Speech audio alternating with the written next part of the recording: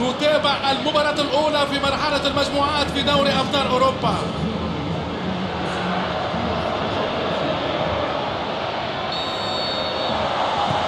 ها هي البداية إذن.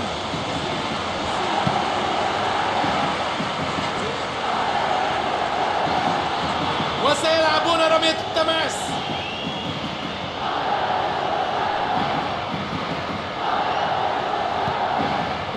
بيبي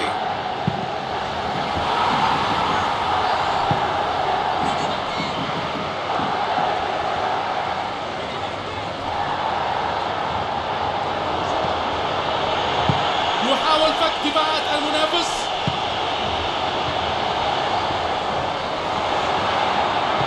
الرو الكرة للأمام.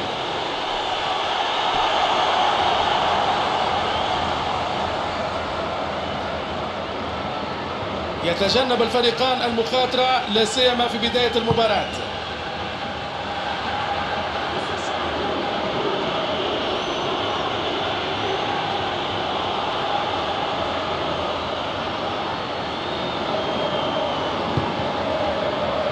سيرخيو راموس. ريال مدريد وغياب التسديد لأي كرة على المرمى.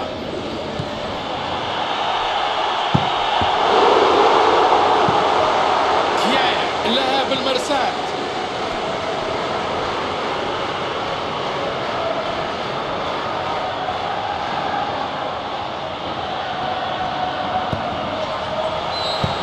لا الراية مرفوعة، أظن أنها تسلل.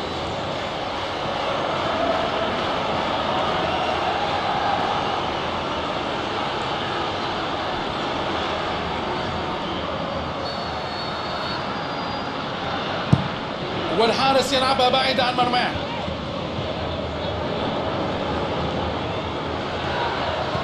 حاول لعبها بينية وبكل براعة يحرز الهدف.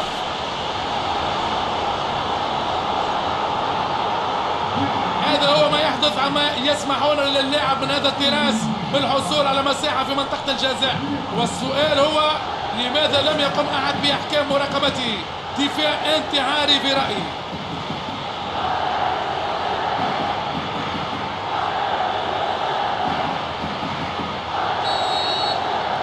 نتابع المباراة والنتيجة الآن 1-0. إدريسا جاي تعرض للإعاقة والصافرة مدوية. ورقة صفراء مستحقة.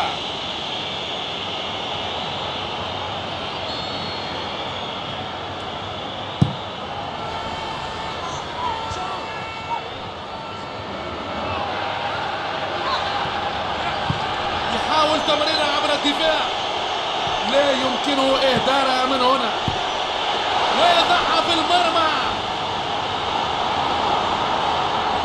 أصبح الفارق الآن هدفين.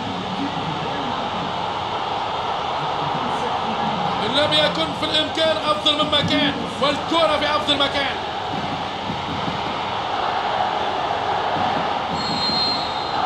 النتيجة 2-0 الآن.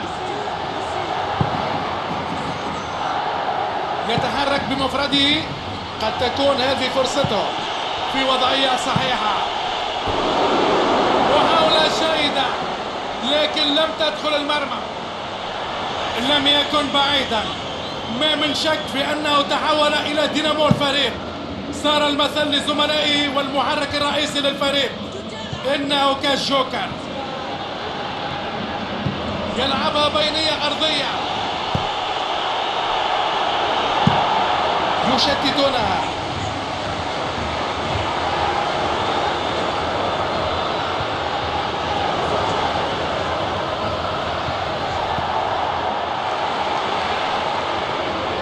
إنه يتحرك وحده. يا له من مرور رائع. فرصة للتسجيل. يا سلام، يضيفون هدف آخر. يتفوقون بفارق 3 أهداف، وقد تكون هذه نتيجة كافية للفوز. مهما يكون الأمر فإن القاعدة الذهبية هي أن لا تسمح للمنافسين بخلق مساحة في العمق هكذا، وبالتأكيد لا يوجد لاعب في العالم قد يرفض فرصة كهذه. قد يكون هذا أسهل هدف في تاريخ مافوبا.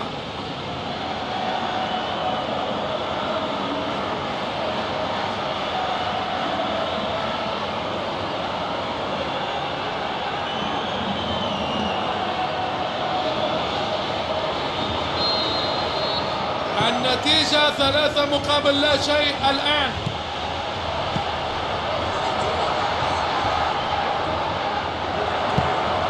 كورشيا،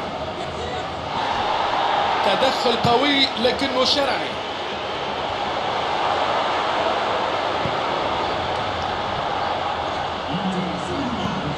دقيقتين فحسب هما الوقت بدل الضايع.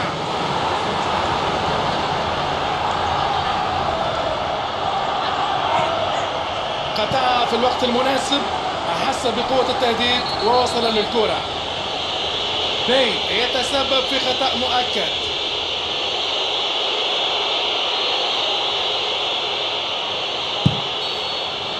يطلق الحكم مسافرة وانتهى الشوط الأول. أهداف كثيرة في المباراة حتى الآن، و3 أهداف هي الفارق بين الفريقين.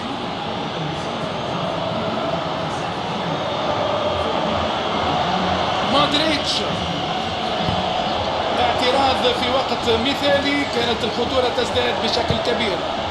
هل يمكنه التسجيل؟ جول!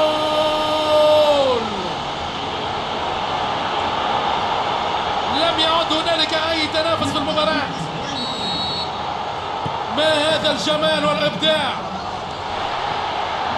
إلى من طريقة رائعة لاستكمال الهاتريك.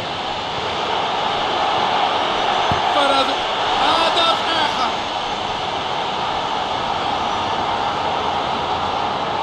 أنهى الهجمة بشكل رائع بدخول اللاعب إلى الصندوق، فأن الحفاظ على الهدوء لتسجيل الكرة في المرمى هو أهم شيء، وقد كان لديه الكثير من الهدوء لإحراز الهدف. بهذا الفارق من الأهداف أصبح شبه مستحيل اللحاق بهم. إنه هدف آخر، وتلك هي فائدة تدريبات الدقة في التسديد. أظن أنه سيأخذ تلك الكرة بعد المباراة للذكرى.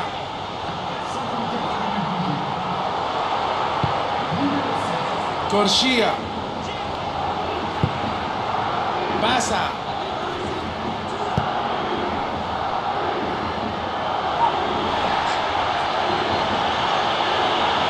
يلعب كرة بينية. هل يمكنه تسجيل الهدف؟ يا سلام! يضيفون هدف آخر. إنها بشكل رائع في موقف 1 ضد 1. أصبح في رصيده السوبر هاتريك في هذه المباراة. حاول لعبها بينية، واجهته الصعوبات حينما واجه كورشيا. مارتين،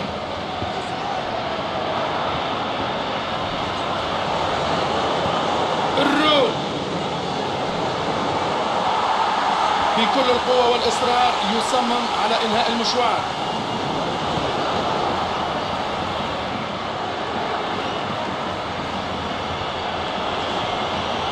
ينطلق بمجهود فردي، يحاول تمريرها عبر الدفاع. جول!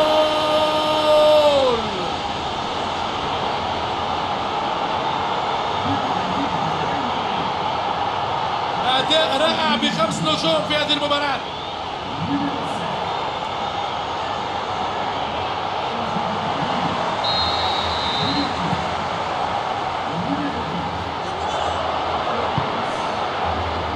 ريال مدريد لم يقم بأي تبديل على اللاعبين بعد.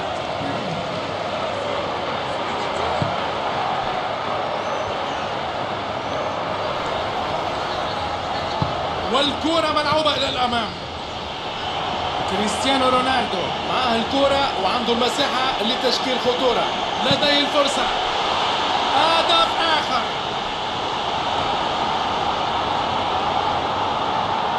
هل كان في استطاعته التسديد من الخارج؟ ربما، ولكنه اختار الدخول إلى الصندوق، وكان من المستحيل أن يضيع الكرة. ألا تتفقون معي في هذا؟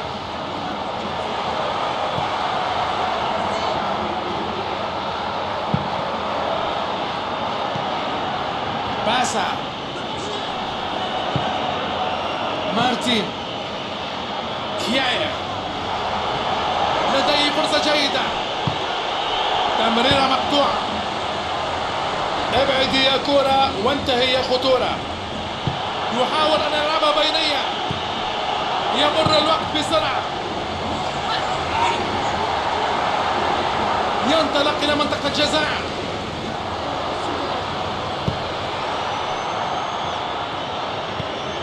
مارتين عدت الكرة وباش يسجلوها، يتقدم إلى الأمام،